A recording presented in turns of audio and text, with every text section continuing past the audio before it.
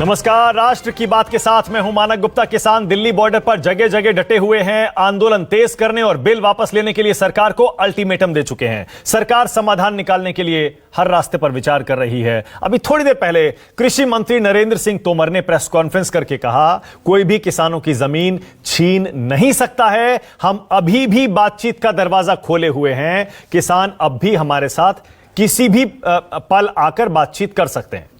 साथ ही उन्होंने यह भी कहा कि सरकार एमएसपी पर लिखित आश्वासन देने को भी तैयार है।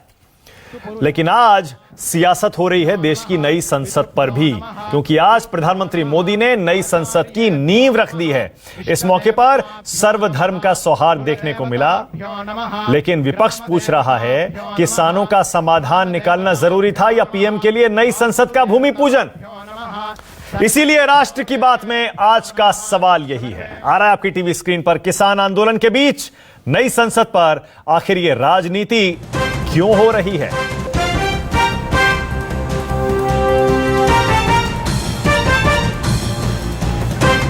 तो दो तस्वीरें आपको हमने दिखाई, एक तरफ किसानों का आंदोलन और दूसरी तरफ देश में नई संसद का भूमि पूजन। मेरे साथ आज राष्ट्र की बात में इसी पर बहस करने के लिए बीजेपी के राज्यसभा सांसद राकेश सिन्हा जुड़ गए हैं।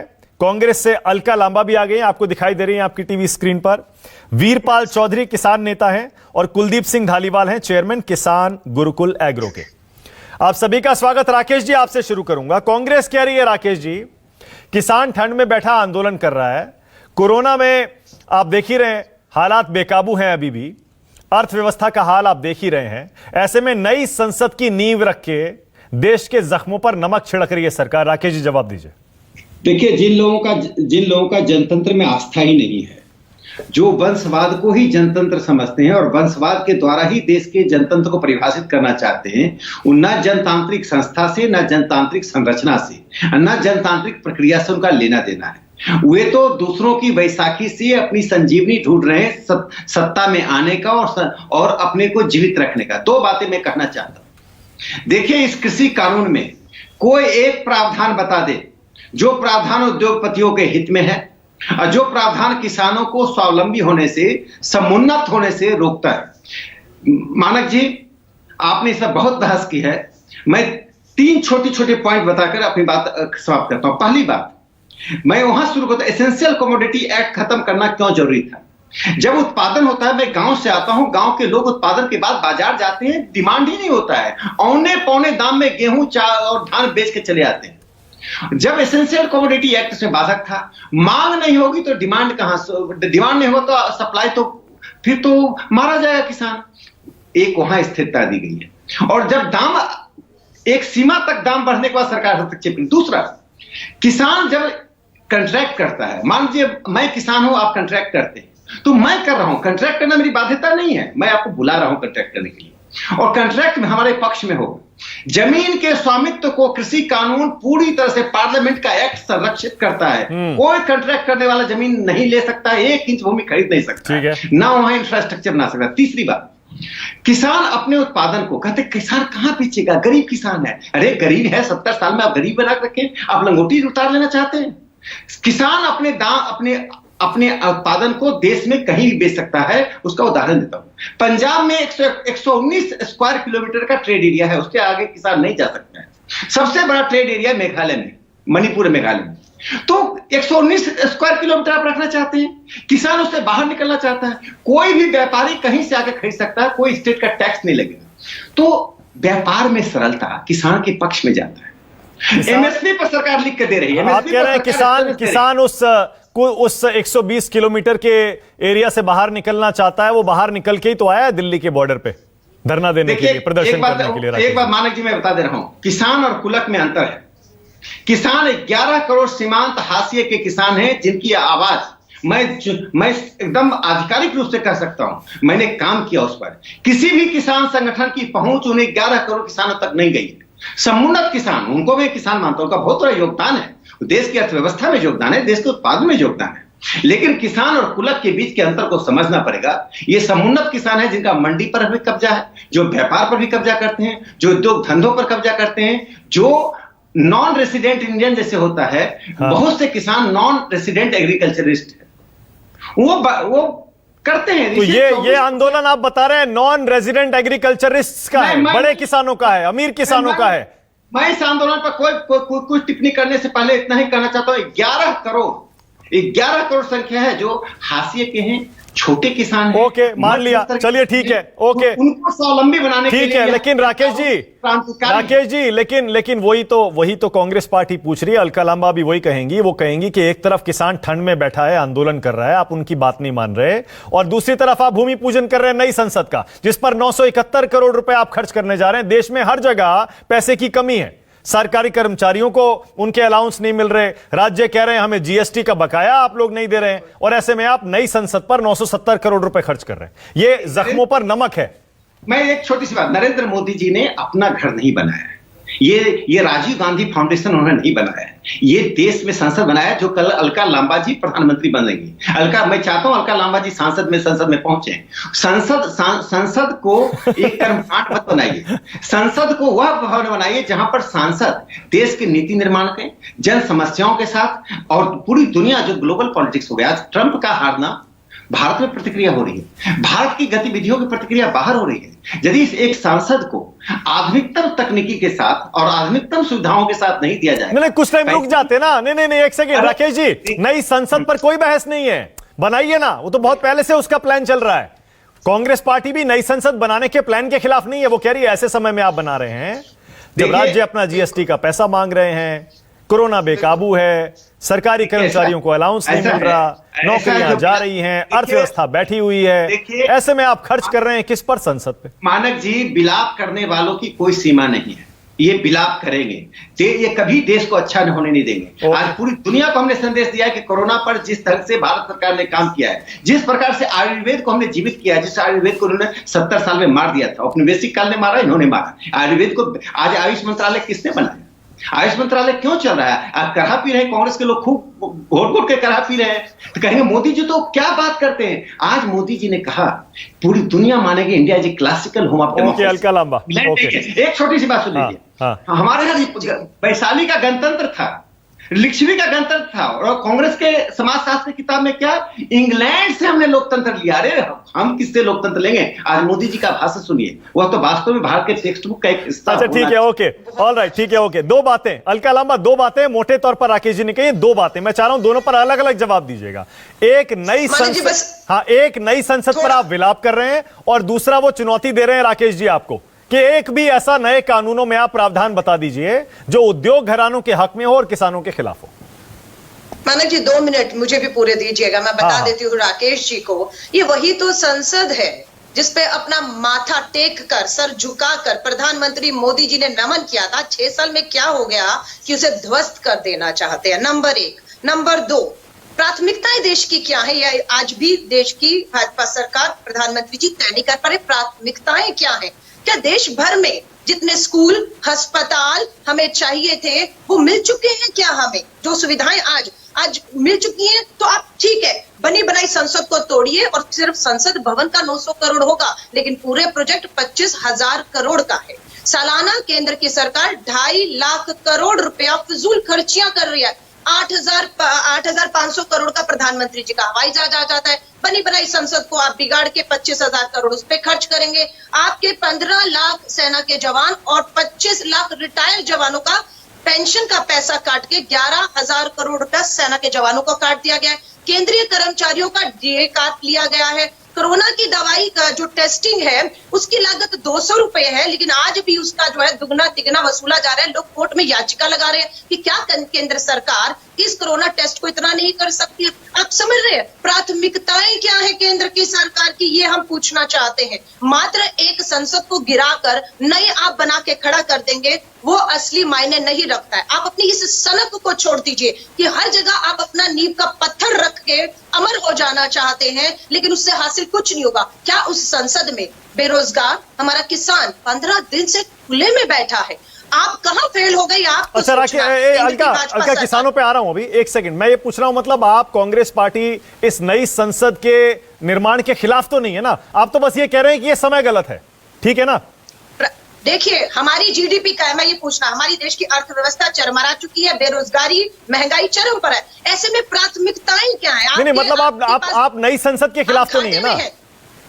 आप घाटे में नहीं, इसका मैं कह रही हूं, आपके पास खजाने भरे हो, समय बिल्कुल दुरुस्त हो, आप करिए ना। आपके पास खजाने में पैसा है, आप कर्जा लेकर 1,10,000 करोड़ का आपका बुलेट ट्रेन का प्रोजेक्ट क्यों बीच में रोक दिया? पैसा नहीं था, कर्जा लेना पड़ रहा है, कर्जा ले लेके देश चला रहे हैं आप, जीडीपी गड्ढे में चली गई है। आप उसको ठीक करने की बजाय और फिजूल खर्ची करके ठीक है, अब किसानों पे आइए, वो बढ़ा रहे हैं। ओके, अब किसानों पे आइए। राकेश जी चुनौती दे रहे हैं, बताइए एक भी ऐसा प्रावधान बताइए इन कानूनों में और एक्सप्लेन करिएगा उसे, जो उद्योग घरानों को फायदा पहुंचाएगा और किसानों के लिए नुकसानदायक होगा। बताइए।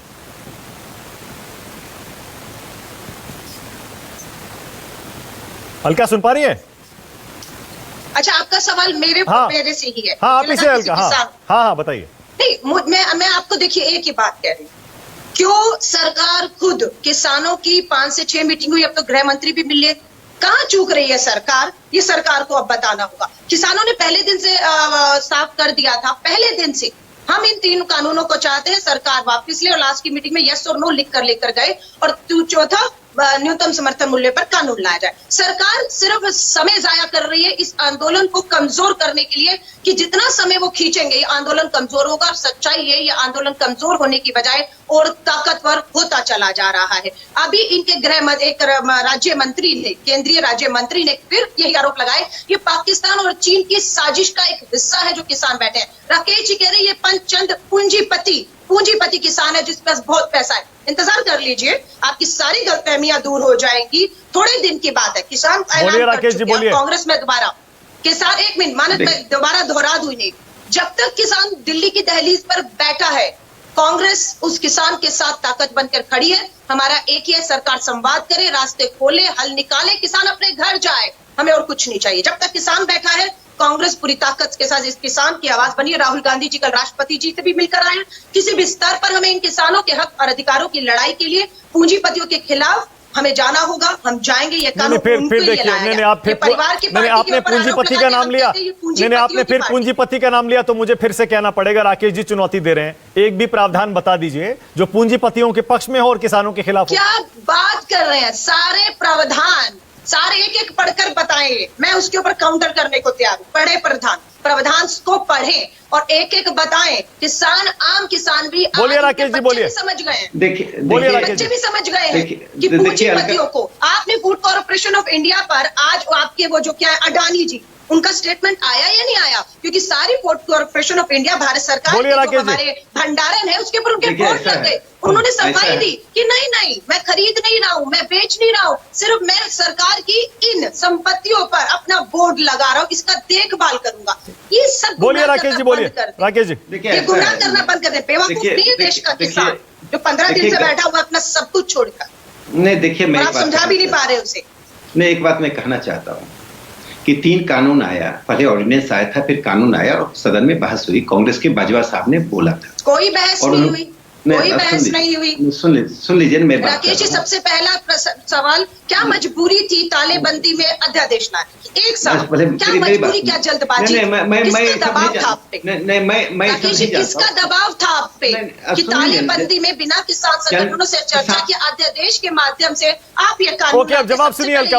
ओके राकेश जी जवाब दे रहे हैं। पूंजीपतियों के मर्जी के ओके राकेश जी जवाब दे रहे हैं, बोलिए राकेश जी, बोलिए। देखिए अलका जी छात्र संघ के समय से बहुत प्रखर वक्ता है, मैं इनका बड़ा सम्मान करता हूं। वो प्रखरता से बोलती हैं। मैं आपकी बात को से मैं कोई हम लोग दृष्टिकोणों का सिर्फ अंतर है। देखिए 5 साल में जब एक कानून बना और मैंने कानून के 3 प्रावधान पहले ही बता दिए। हमने क्यों एसेंशियल कमोडिटी एक्ट खत्म किया, डिमांड और सप्लाई को संतुलित करने के लिए। दूसरा, हमने कहा किसान अपने उत्पाद को कहीं बेच सकता है। 2.5 एकड़ के किसान का बेटा भी दिल्ली में नौकरी ढूंढ रहा है, वो खेती नहीं करता है। रिवर्स होना चाहिए माइग्रेशन।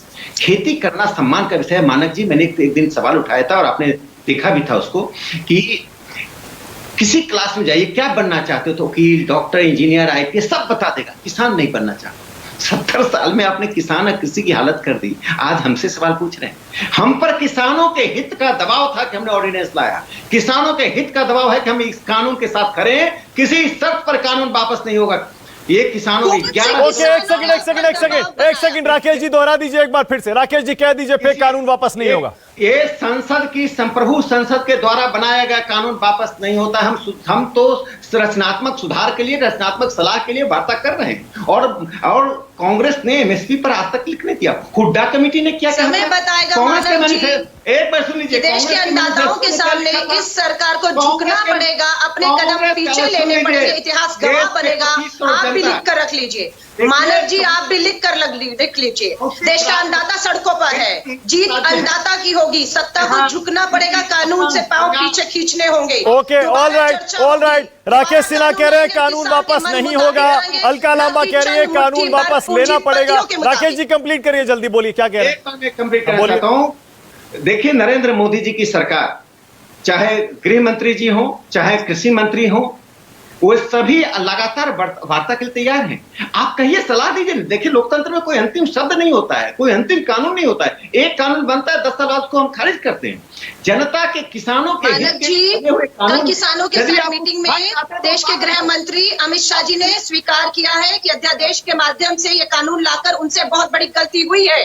तो ये साफ है कि ये कानून किसानों के दबाव में नहीं लाया गया, ये जो बता रहे हैं अध्यादेश के माध्यम से। ये अच्छा, एक मिनट रुकिए। ओके, एक सेकंड। मेरे साथ दो ऐसे लोग भी हैं इसी पैनल में। एक सेंटेंस पूरा कर दो, एक सेंटेंस बोलिए राकेश, जल्दी बोलिए। हाँ, मैं इतना ही कहना चाहता हूं। देखिए, हम किसी का दृष्टिकोण किसान के खिलाफ नहीं है। सवाल एमएसपी पर है। सरकार ने साफ तौर पर कहा, आपका तो पूरी कोशिश है, कानून ही किसान के विरोध में है। अरे आप तो बोलने नहीं रहे। प्रधानमंत्री कानून ही किसानों के खिलाफ है। हल्का एक सेकंड, मुझे बाकी मेहमानों के पास भी जाना। राकेश जी सेंटेंस कंप्लीट कर लें अपना बस। हाँ बोलिए, कंप्लीट करिए राकेश जी।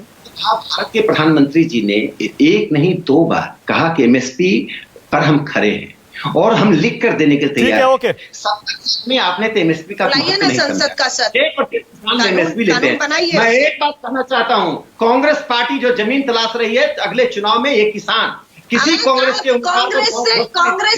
ओके, अब रुक जाइए। ओके, एक सेकंड, मैं पहले कुलदीप सिंह धालीवाल के पास जा रहा हूं।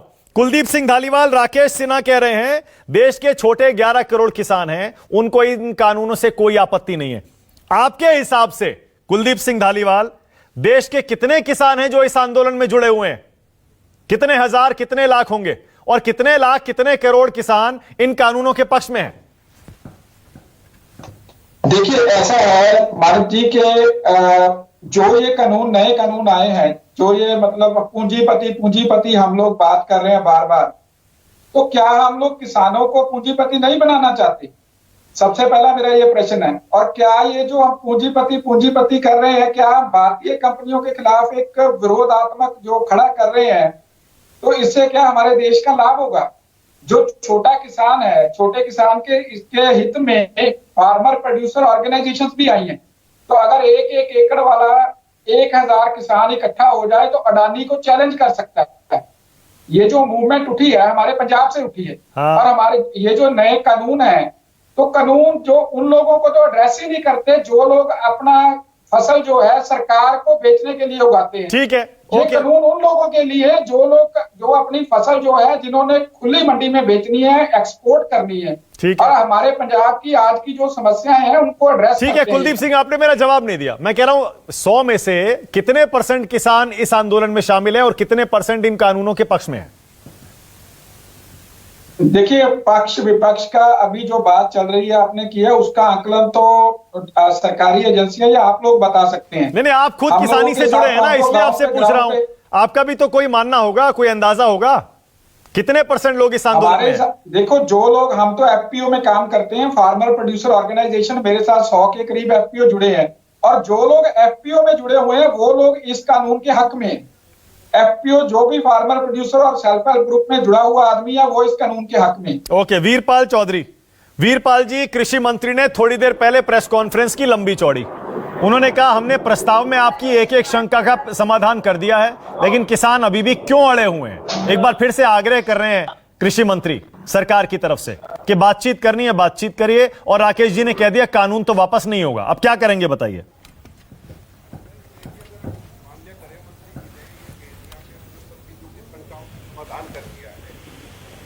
किसान क्यों रुका हुआ है दिल्ली के चारों तरफ? किसान किस लिए आंदोलन कर रहा है? किसान को कौन सा चुनाव लड़ना है और कौन सी पार्टी है जिसके बहकावे में किसान यहाँ दिल्ली के चारों तरफ इतनी भारी संख्या में है। पूरे देश का किसान आंदोलनरत है। आप पूछ रहे थे कि कितना % किसान आंदोलनरत है। मैं कहता हूं कि पूरे देश का 100% किसान आंदोलनरत है।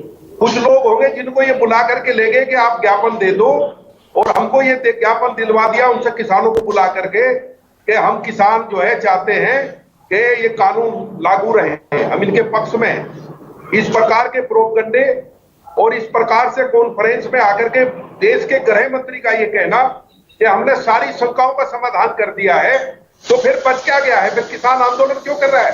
किसान को वापस अपने घर चला जाना चाहिए। नहीं, राकेश जी यही तो कह रहे हैं। राकेश जी कह रहे हैं छोटे किसान इस आंदोलन में नहीं है, सिर्फ बड़े किसान है, अमीर किसान है। नहीं, जो अमीर किसान है क्या वो किसान नहीं है? वो खेती के पैसा क्यों करते हैं? जो बड़े किसान है, चलिए मैं मान लेता हूं कि इसमें बड़े किसान है, इतनी भारी संख्या में अगर इस देश में बड़ा किसान है, इनको यही पता नहीं है राकेश जी को 85% छोटे किसान है, 15% किसान है इस देश में जो बड़े किसान है। हाँ। जो ये बात कर रहे हैं इनको आंकड़ों का पता नहीं है, इनको कोई जानकारी नहीं है। 85% जब देश का किसान छोटा है तो आंदोलन कौन कर रहा है? 15% है इसका मतलब। राकेश जी कह रहे हैं 15% किसानों का आंदोलन हुआ। फिर तो 15% किसानों का आंदोलन, तो फिर इतनी संख्या कहां से आ गई? कहां है संख्या? कितनी संख्या है? कितनी संख्या है? संख्या में किसान, लाखों की संख्या में किसान है। कितने लाख आ गए लाखों की किसान? संख्या में किसान है। कितने लाख है हर बताइए? जिले में आंदोलन हो रहा है, हर जिले में आंदोलन हो रहा है पूरे देश के, हर जगह किसान आंदोलन कर रहा है। जैमर हटाएं, आप देख पाएंगे, हम देख पाएंगे कितना किसान वहां बैठा हुआ है। मैं तो होकर आई हूँ वहां पर सिद्धू बॉर्डर। जैमर हटाएं, प्रसारण करिए। आप ठीक कह रही है। नहीं हल्का आप ठीक कह रही है। हमने सिंघू की तस्वीरें दिखाई है, लगातार कवरेज किया है, लेकिन वो जो कह रहे हैं ना, ये जो मेरे साथ वीरपाल चौधरी जी जुड़े हैं, वो कह रहे हैं 100% किसान इस आंदोलन के साथ है। लाखों के तो लाखों तो मेरे ख्याल से सिंघू बॉर्डर पे लाखों तो नहीं होंगे। राकेश जी क्लोजिंग कमेंट आपको दे रहा हूं, जवाब दीजिए वीरपाल चौधरी का। देखिए लोकतंत्र है और लोकतांत्रिक तरीके से भारतीय जनता पार्टी की सरकार, मोदी जी की सरकार इसका समाधान चाहती है। हम हर किसान का हित चाहते हैं। अब क्या करेंगे राकेश जी? नहीं क्लोज इसी पे करिए। अब कैसे हैंडल करेंगे? देखिए, जहां आप ये कहते हैं कानून ही वापस ले लो, कल कहेंगे संसद ही तोड़, ऐसा तो होता नहीं है। आपको जहां आशंका है बताइए, तो किसी ने नहीं कहा संसद आपको सुनिश्चित करेंगे। कांग्रेस पार्टी तो संसद को ही ध्वस्त करना चाहती है। कांग्रेस पार्टी चाहती है संसद की संरचना ना बने, संसद भूल जाइए ना, क्यों सोनिया गांधी ओके मेरे पास टाइम खत्म हो गया है। ओके मेरे पास टाइम खत्म हो गया है। अब देखते हैं, एक बार फिर से कृषि मंत्री ने किसानों को एक फिर से ऑफर दिया है, कि आग्रह किया है, बल्कि वो कह रहे हैं आइए बातचीत करिए। हमने आपकी सारी शंकाओं का, सारे डर, सारे सवालों का जवाब ढूंढने की कोशिश की है, आइए फिर से बातचीत करिए। अब देखते हैं किसान नेता आगे क्या करते हैं। फिलहाल बहुत बहुत शुक्रिया राष्ट्र की बात में आने के लिए राकेश सिन्हा, अलका लांबा, वीरपाल चौधरी, कुलदीप सिंह धालीवाल। छोटा सा ब्रेक ले रहे हैं, खबरें जारी। राष्ट्र की बात प्रेजेंटेड